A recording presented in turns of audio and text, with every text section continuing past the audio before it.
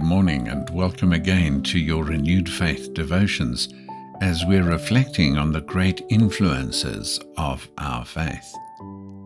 We turn now to the book of Esther, and from chapter 2 and verse 1, I read from the New English Translation.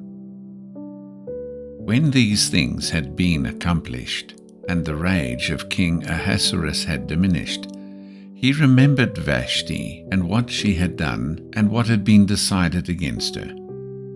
The king's servants who attended him said, "Let a search be conducted in the king's behalf for attractive young women, and let the king appoint officers throughout all the provinces of his kingdom to gather all the attractive young women to Susa, the citadel, to the harem under the authority of Haggai, the king's eunuch who oversees the women, and let him provide whatever cosmetics they desire.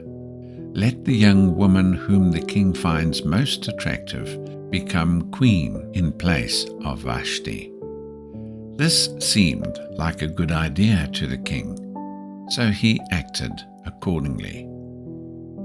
Now, there happened to be a Jewish man in Susa, the citadel, whose name was Mordecai.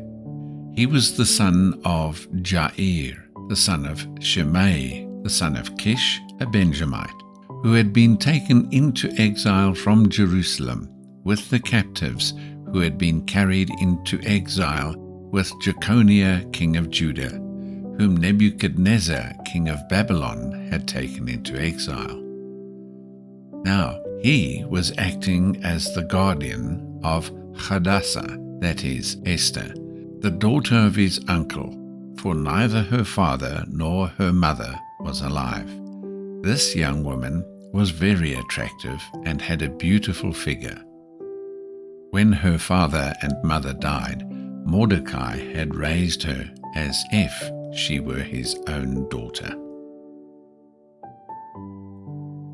The story of Esther begins in the palace of King Xerxes, who, after giving a 6-month display of his imperial wealth, brings things to an end with a great feast.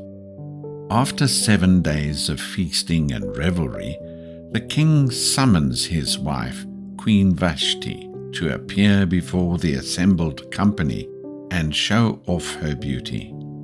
This she refuses to do, and is promptly deposed by the angry despot.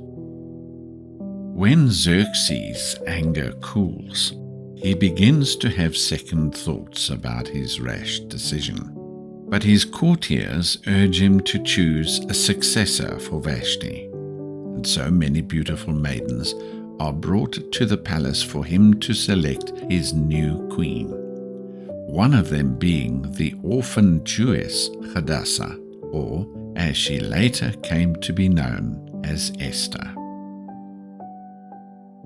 Now, we may think that this is a most peculiar and distressing way that women were treated in the ancient times.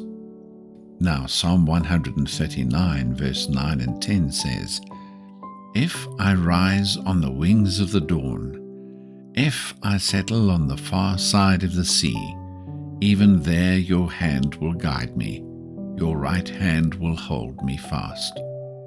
This is an important verse for us to remember, because if you didn't know, the book of Esther is the only book in the Bible in which the name of God is never mentioned. But though his name is not seen anywhere in its pages, as the psalmist declares, his guiding hand is evident in every chapter. A lot like life, don't you think?